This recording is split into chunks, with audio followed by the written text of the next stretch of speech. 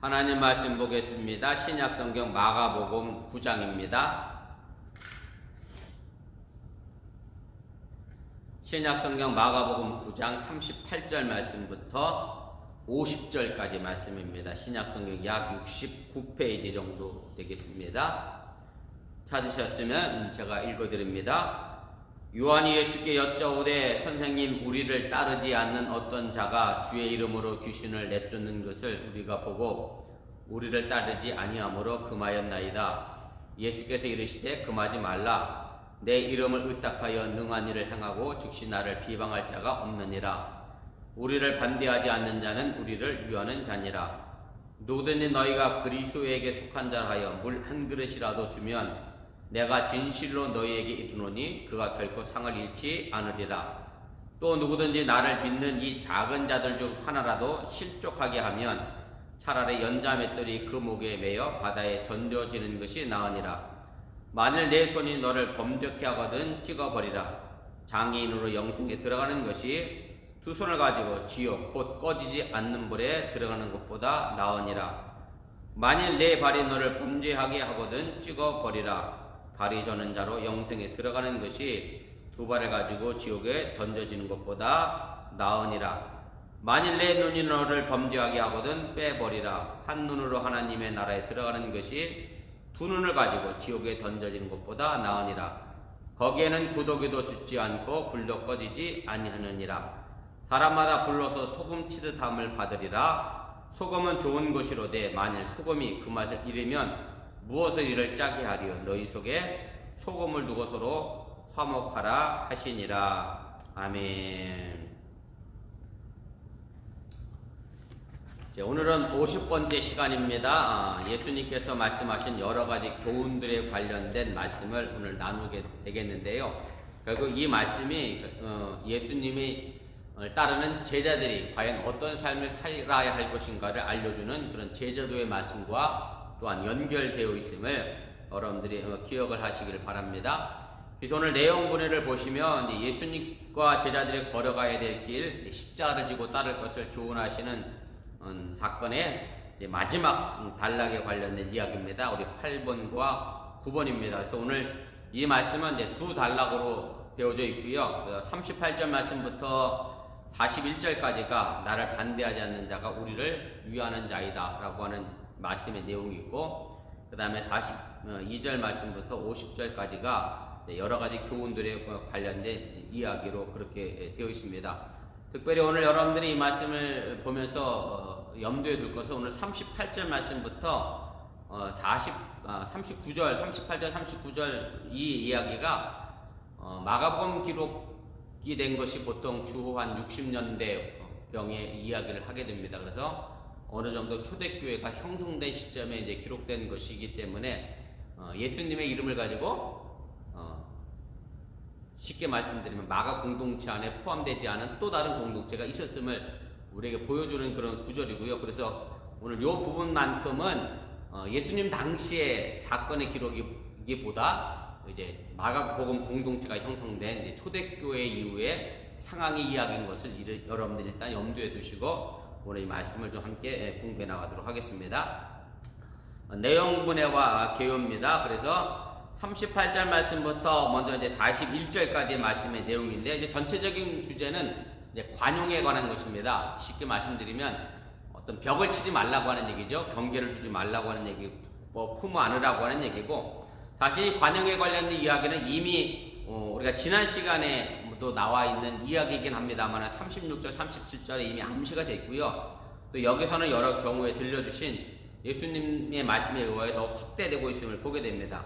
36절, 37절 말씀에 어떤 이야기가 있었느냐 하면 제가 거기 기록을 했는데 보시기를 바랍니다. 어린 아이 하나를 세우시면서 이 어린 아이 하나를 영접하는 것이 곧 나를 영접합니다. 이렇게 말씀드렸고요. 이것이 물론 어린아이라고 하는 말로 번역이 되어 있습니다. 원초적으로는 어린아이가 맞겠습니다만 이것이 초대교회가 형성되면서 교회 안에 어린아이라기보다는 이제 교회 안에 정말로 보잘것없는 사람들에 관련된 이야기로 이제 이야기가 확대되고요. 그래서 사실은 우리가 정말로 세상적으로 보잘것없는 사람들에게까지 우리들의 마음과 생각을 넓혀야 하는 그런 관용의 정신으로 예수님께서 말씀해 주셨고, 결국 이것이 이 시대를 살아가고 있는 우리가 예수님을 따르는 제자로서 마땅히 가져야 될 그런 마음의 자세임을 여러분들 또한 기억을 하시길 바랍니다. 그래서 이 단락은 이제 두 가지 관점을 이제 보여주게 됩니다. 어떤 관점이 있느냐면, 첫째는 예수님께서 십자가에서 죽으시겠다, 그리고 다시 3일 만에 부활하겠다라고 하는 순한 예고 이후에 드러난 제자들의 무지가 또 한 번 이제 드러나는 것이라고 하는 얘기고, 그래서 예수님께서 예루살렘을 향하여 가는 과정 속에 제자들이 서로 어떤 일로 다투었느냐면, 예수님께서 예루살렘 가셔서 왕이 되거든 누가 더 높은 자리에 앉겠느냐라고 하는 문제로 이제 다투었는데, 이제 요 단락은 사실은 자기들만이 예수님과 연결된 공동체라고 하는 자기들만의 특권 의식을 또 한번 드러내는, 자신들의 특권을 자랑하는 그런 무지함을 이제 보여주고 있다라고 하는 얘기고, 사실 이것이 또한 현재 우리들이 갖기 쉬운 모습이기도 하다는 사실을 여러분들이 기억하시길 바랍니다. 또 하나 여기서 봐야 될 관점은 뭐냐면, 오늘 제가 아까도 말씀드렸던 것처럼 마가 공동체 외에도 예수님을 따르지 않는 또 다른 공동체가 있었다라고 하는 얘기고, 그래서 그런 점에서 마가 공동체 사람들이 모르는 사람들에게까지 귀신의 축출, 귀신을 내쫓는 것이 허용됐다라고 하는 얘기고요. 그래서 조금 더 확대해서 이야기하게 되면, 이제 예수님께서 하셨던 여러 교훈들 가운데에 목마른 사람에게 물 한 그릇을 주는 그런 숨은 사랑이 더 강조되어지고 있고, 결과적으로 보면 전체적인 내용이 관용의 정신으로 우리에게 이제 보여주고 있음을 여러분들이 이해하시길 바랍니다. 3번입니다.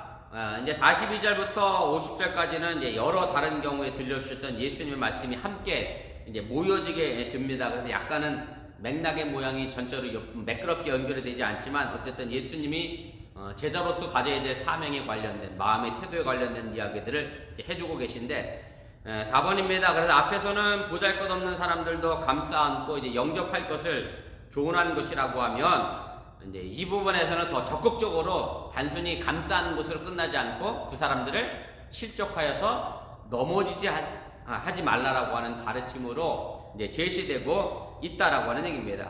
그래서 보잘것없는 사람들을 실족하게 하는 것보다는 조금 끔찍한 얘기긴 합니다만, 차라리 그것이 죽는 것보다 더 낫다라고 이야기를 하게 되고, 또 그런 사람들을 실족하게 되면 또 자신이 몸이 어떤 욕심 때문에 범죄하게 되면 차라리 내 몸, 이 신체 일부를 잘라서라도 천국에 가는 것이, 하나님의 나라에 가는 것이 더 낫다라고 하는 말씀을 이제 하시게 되는데, 그래서 아무튼 이런 가르침은 하나의 통일된 주제를 갖고 있지는 않습니다만은, 어쨌든 제가 말씀드렸던 것처럼 예수님을 따르는 제자로서 어떤 태도를 가져야 하는지, 또 제자들이 어떤 삶의 자세를 가져야 하는지 단호하게 가르쳐주고 계신 말씀임을 여러분들이 이해하시길 바랍니다. 우리 2페이지 제일 꼭대기 보도록 하겠습니다. 그래서 제자들은 어떤 경우에도 유혹을 단호하게 물리쳐야 하고요, 또 많은 희생을 감수해야 한다라고 하는 얘기고, 바로 이것이 우리가 예수를 믿는 것 가운데 어떻게 보면 가장 어려운 일이라고 해도 틀리지가 않습니다. 그러나 마땅히 이것이 제자로서 행해야 될 사명임을 여러분들이 기억하시고, 또 예수님께서 이런 말씀을 주시면서 제자들의 공동체가 더 견고하게 서기 위해서, 요즘 말로 하면 우리 어번교회가 더 튼튼하게 서 나가기 위하여 주셨던 그런 말씀이라고 하는 얘기고, 그래서 마지막에 서로 화목하라고 하는 이 가르침도 바로 이런 맥락에서 우리가 이해하시면, 예수님께서 물론 여러 가지 다른 환경에서 말씀하신 내용이긴 합니다만은, 관용이라고 하는 큰 테두리 안에서, 또 서로 화목하라고 하는 큰 테두리 안에서 우리가 이 말씀을 이해해 볼 수 있게 됩니다. 자, 우리 본문주에 차례대로 한 절씩 읽어가면서 자세하게 좀 말씀을 보내보도록 하겠습니다. 제자들은 주의 이름으로 이적을 행하는 낯선 자들에게 어떤 태도를 갖고 있었는가, 38절에 있는 말씀의 내용이죠. 제가 읽겠습니다.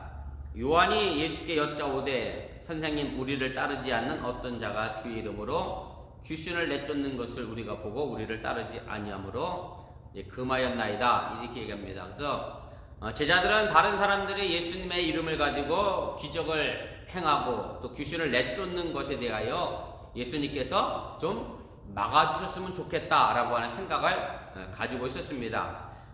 어쨌든 그리스도 공동체에 속하지 않는 외부 사람들이 주의 이름을 빙자해서 병을 고치는 것이 교회 공동체에게는 어떻게 보면 제가 또 아까 말씀드렸던 것처럼 일종의 기득권 침해 내지는 해로운 행위로 이제 보았기 때문에 이렇게 이야기를 하게 되는 거고, 제가 이 말씀은 아까도 말씀드렸던 것처럼 이미 초대교회 공동체가 형성된 이후에 나타난 상황이고, 예수님이 있었던 실제 시대의 상황은 아니라고 하는 거 여러분들이 좀 이해하시면 더 도움이 되리라 생각이 듭니다. 그래서 주의 이름으로 이제 병을 고치고 귀신을 내쫓는 것이 이제 초대교회 이후에 벌써 예수님의 이름을 가지고 귀신과 병을 고치는 수단으로 이제 사용이 됐고, 물론 지금도 우리가 기도도 마찬가지입니다만은 예수님의 이름으로 기도하고, 사실은 지금도 어떤 병을 고치고 귀신을 내쫓는 것도 다 예수님의 이름으로 이제 그 모든 것을 이제 행하게 된다라고 하는 얘기고, 그래서 주님의 이름을 가지고 병을 고치고 귀신을 내쫓는 행위는 이미 초대교회 전통에서부터 이제 시작됐다는 것을 우리가 이 말씀을 통해서도 우리가 알게 되게 됩니다. 그래서 또 한편 우리가 생각할 것은 우리를 따르지 않았기 때문에 라고 하는 이 표현은 이제 제자들이 벌써 자기들만의 어떤 폐쇄적인 집단화 경향을 띠기 시작했다라고 하는 얘기고, 그래서 후대교회 공동체 문체를 내포하고 있음을 우리가 보게 됩니다. 좀 쉽게 말씀드리면 이렇게 이해하셔도 될 것 같습니다. 지금 우리 교회는 감리교단에 속하여져 있는데, 쉽게 말씀드리면 감리교단에 속하여지지 않았기 때문에 우리가 저 사람들을 좀 금해되겠습니다 라고 이야기하는 것과 별반 다르지 않다라고 하는 얘기고, 그래서 어쨌든 교단적인 문제가 있습니다. 감리교단, 장로교단, 침례교단, 성결교단, 여러 가지 교단이 있습니다만은, 그런 교단은 사실은 다 우리가 자꾸 폐쇄성을 가지게 되면 예수님의 이름을 온전히 우리가 드러내지 못하게 된다라고 하는 것 우리가 꼭 기억할 필요가 있고요. 오늘 여기 나와 있는 것처럼 예수님이 나를 반대하지 않는 사람은 나를 해하는 사람이 아닌 것처럼 우리가 교단이 비록 다르다 할지라도 서로 연대하고 함께하는 그런 신앙의 정신이 우리에게 있어야 하고, 오늘 여기 나와 있는 말씀처럼 관용의 정신이 우리에게 있어야 함을 여러분들이 잊지 마시기 바랍니다. 그래서 교단이 다르다고 해서 배격할 문제가 아니라, 물론 신학적인 문제 혹은 이단적인 문제에 대해서 우리가 폐쇄성을 가져야 되겠습니다만은, 그러나 정통 교단이라고 하면 우리가 그 부분에 대해서 폐쇄성을 가져서는 안 된다라고 하는 얘기고, 우리 함께 교회 공동체를 만들어가고 이루어야 간다는 사실을 여러분들이 잊지 마시길 바랍니다. 2번입니다. 제자들이 취했던 태도에 대해 예수님께서 이제 권고하신 내용이 무엇입니까? 우리 39절, 41절까지 말씀이죠. 예수께서 이르시되 금하지 말라. 내 이름을 의탁하여 능한 일을 행하고 즉시로 나를 비방할 자가 없느니라. 우리를 반대하지 않는 자는 우리를 위하는 자니라.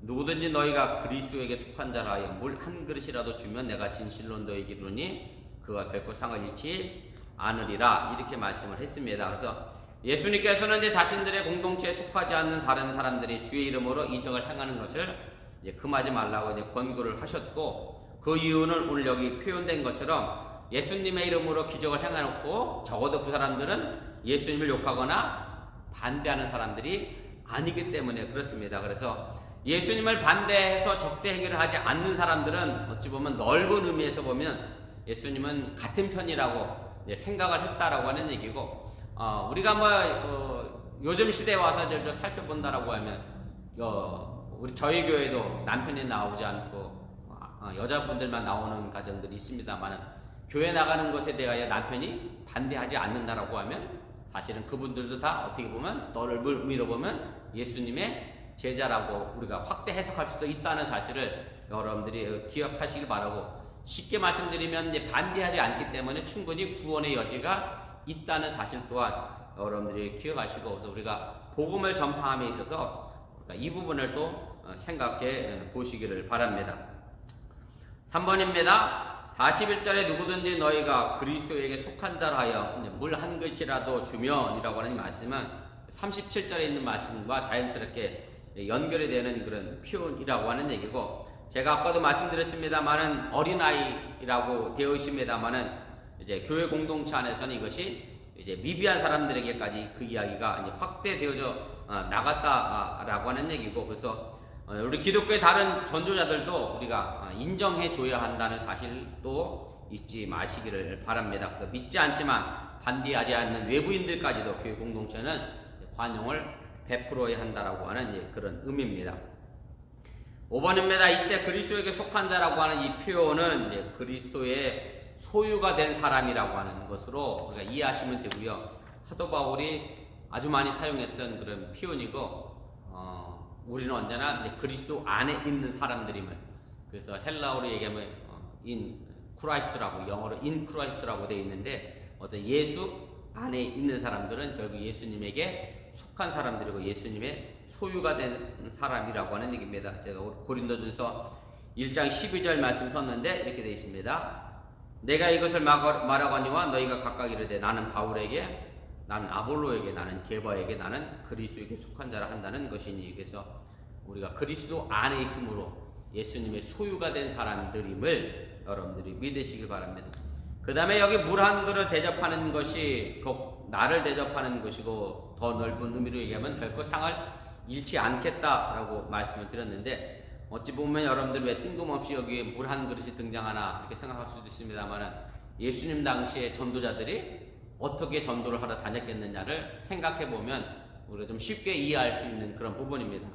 지금처럼 차를 타고 다녔겠습니까? 아니면 말을 타고 다녔겠습니까? 다 걸어서 뜨거운 팔레스틴 지역에 사막의 길을 걸어서 전도를 다녔기 때문에 늘 갈증을 느꼈을 것이라고 하는 얘기고, 또 우리가 이렇게 단순히 생각해보고 말고, 또 초대교회가 사실은 로마에 상당한 박해를 받고 있었잖아요, 기독교가. 그래서 전도자에게 사실은 물 한 그릇 주는 게 쉬운 것 같아도 결코 이것이 쉬운 일은 아니었다라는 사실도 꼭 염두에 두시기를 바랍니다. 그래서 오늘 여기에 마치 물 한 그릇 대접하는 게 별 볼 일 없는 것처럼 생각할 수 있는 그런 말씀으로 우리가 오해할 수도 있는데, 결코 그렇지 않다라고 하는 얘기고, 그래서 물 한 그릇을 전도자에게 주는 것이 마치 예수를 믿는 믿음만큼이나 위험한 시대에 있었던 일이었기 때문에 이것은 결코 상을 잃을 수 없는 그런 중요한 행동이었다고 하는 사실을 여러분들이 기억하시고 또한 깨달으시기를 바랍니다. 3번입니다. 작은 자를 실족케 하는 자는 어떤 경고를 받고 있습니까? 오늘 42절이죠. 또 누구든지 나를 믿는 이 작은 자 중 하나라도 실족하게 되면 차라리 연자 맷돌이 그 목에 매여 바다에 던져지는 것이 나으니라, 이렇게 되어 있습니다. 그래서 42절에 이제 작은 자들 중 하나는 원래 공동체의 한 어린아이를 가리켰던 그런 말이었는데, 신앙 공동체에서 점점 확대되어 가면서 이제 보잘것없는 사람으로 해석됐을 것으로 우리가 이해가 되고요. 그래서 오늘 여기 실족하게 된다라고 하는 말은 넘어지게 된다라는 말과 같은 의미를 가지고 있습니다. 우리가 마태복음 4장 17절 말씀에 보면 예수님께서 씨 뿌리는 농부에 비유해 말씀하시면서 하셨던 말씀인데, 뒷장에 있는데 한번 보시기 바랍니다. 3페이지 제일 위에 제가 썼는데, 그 속에 뿌리가 없어 잠깐 견디다가 말씀으로 인하여 환난이나 박해가 일어나는 때에는 곧 넘어지는 자요, 이렇게 되어 있습니다. 그래서 그 넘어지는 자와 오늘 여기 실족케 한다라고 하는 같은 의미로 쓰여졌다라고 하는 얘기고, 그래서 작은 사람 하나, 정말로 보잘것없는 사람 하나 실족하게 된다라고 시키지 말라고 하는 얘기는 바로 교회 공동체 안에 그런 미비한 사람들, 작은 사람들, 정말로 보잘것없는 사람들도 우리 교회가 보호하고 함께 해야 한다고 하는 사실을 우리에게 가르쳐주고 있음을 여러분들이 깨달으시기 바랍니다. 그래서 우리 교회 공동체 안에 그 어떤 사람도 사실 말씀드리면 보잘것없는 사람은 없다라고 하는 얘기입니다. 한 생명 한 생명이 다 귀하고 소중하다라고 하는 사실 여러분들이 꼭 기억하시기를 바라고요. 저희 감리교단이 연말이 지나고 나면 꼭 교회 통계표라고 하는 것을 작성해서 연회하고 교단 본부에 보고를 하게 되는데, 제가 저희도 교회 통계표를 작성하느라고 제가 교회 명부를 쭉 확인하면서 세례 받은 사람은 몇 명, 세례 안 받은 사람은 몇 명, 어른은 몇 명, 어린아이는 몇 명, 이렇게 기록하는 내용이 있어서 제가 봤더니 얼추 한 저희, 물론 교회 다 나오진 않습니다만은 그래도 우리 교회 가족으로 이렇게 된 사람들을 쳐보니까 얼추 한 120명 정도가 되더라고요. 그래서 여러분들 지금 당장 우리 교회에 출석하지 않는다 할지라도 그 모든 어린아이나 또 출석하지 않는 사람들까지라도 우리가 정말로 귀중한 영혼이고 생명이라고 하는 사실 꼭 기억하시고 함께 기도해 주시고, 또 속해서 우리 속도원들을 위하여 또 기도하실 때도 함께 참여하지 못한다 할지라도 그 영혼을 위하여 또 함께 꼭 기도해 주시기를 바랍니다. 3번입니다. 넘어지게 하는 자는 이제 중보를 받을 것이라고 하는 경고를 받게 되는데, 차라리 이런 중보를 받는 것보다는 이제 연조 맷돌을 목에 걸고 바다에 빠지는 편이 더 낫다라고 하는 이제 표현이 우리가 마지막 때에 받을 형벌이 얼마나 무서운 것인가를 잘 보여주는 그런 강조하는 그런 내용이고요. 연자맷돌이라고 하는 것은 뭐 사실 우리가 뭐 지금이 한번 볼 수 없는 그런 도구이고, 이긴 합니다만은 쉽게 말하면 문자적으로는 나귀맷돌로 되어 있습니다. 집에서 여인들이 가정에서 쓰는 손으로 돌리는 맷돌에 비하면 굉장히 큰 맷돌을 의미하는 거고, 우리나라도 예전에는 그 있잖아요. 소가 맷돌을 이렇게 빙빙 돌렸던 이제 그런 거죠. 마찬가지로 이스라엘도 나귀가 그 맷돌을 돌렸던 이제 그런 큰 맷돌이라고 하는 얘기고서, 그 맷돌을 목에 걸고 바다에 빠지면 다시 쉽게 말씀드리면 나올 수 없는 엄청난 무게의 맷돌을 의미하게 됩니다. 그래서 연자 맷돌을 목에 매서 바다에 빠뜨리는 것은 실제로 그때 당시에 쓰여졌던 사용의 제도고요. 로마의 처형법이고, 또 유대의 팔레스틴 지역에서는 이제 반란을 일으킨 자들에게 시행한 이제 사형법이었고, 또 반란을 일으킨 갈릴리인들이 헤롯의 지지자들을 처형할 때도 사용하기도 했습니다. 그래서 실제로 연자 맷돌을 목에 걸고 바다에 빠뜨리는 이 사용법이 존재했기 때문에 오늘 이 성경에 그 시대를 반영해서 나와 있다고 하는 얘기고, 그래서 뭐 그렇다고 해서 실제로 이 사람들을 뭐 실족하게 따라서 교회에서 연자 맷돌을 목에 걸고 막 바다에 빠뜨리겠습니까? 그런 의미는 아니고요. 어쨌든 작은 자를 실족해 하는 것을 강력하게 금하라고 하는 의도의 표현으로 쓰인 것이지, 문자 그대로 말 그대로 성경을 인용해서 실족하게 했으니까 바다에 빠뜨려 죽여야지 라고 하는 의미는 결코 아님을 여러분들이 꼭 기억하시길 바랍니다. 4번입니다. 예수님께서는 누구든지 자신의 탐욕 때문에 이제 범죄하게 되면 차라리 육체의 어떤 부분을 잘라버리는 것이 더 낫다라고 말씀하고 있습니까? 그래서 43절 말씀부터 48절까지 말씀에 쭉 등장하게 되는데, 43절에 보면 손이 나오고 45절에 보면 이제 발이 나오게 되고요. 47절 말씀에 가면 이제 눈이 나오게 되고, 어쨌든 손과 발과 눈이라고 하는 이 신체 이 모든 것들은 결국은 내 욕심 때문에 벌어지는 사건에 대하여, 범죄에 대하여 이제 경고하고 있는 말씀임을 여러분들이 기억하시길 바랍니다. 오늘 여기 말씀해 보면 43절 말씀하고 46절은 사실은 없다 이렇게 되어 있는데, 없는 게 원본에 더 가깝기 때문에 여기서 뺐습니다. 그래서 실제로 43절, 44절하고 46절에는 어떤 사본에는 이것이 동일한 말씀으로 46절 말씀과 48절 말씀이 같이 나와 있다고 성경 아래도 기록이 되어 있는데, 없는 게 동일한 말씀으로 반복 기록되어 있기 때문에 없는 것이 원본에 더 가깝기 때문에 성경에서 뺐다라고 하는 사실, 왜 여기 빠져있지? 없음이라고 되어 있지? 여러분들 혹시 궁금해 하실까봐 제가 아무튼 썼습니다. 그래서 44절과 46절이 없는 것이 이제 원본에 더 가깝다고 하는 것에 지지를 받고 있음을 상식적으로 또 여러분들이 기억해 두시길 바랍니다. 3번입니다.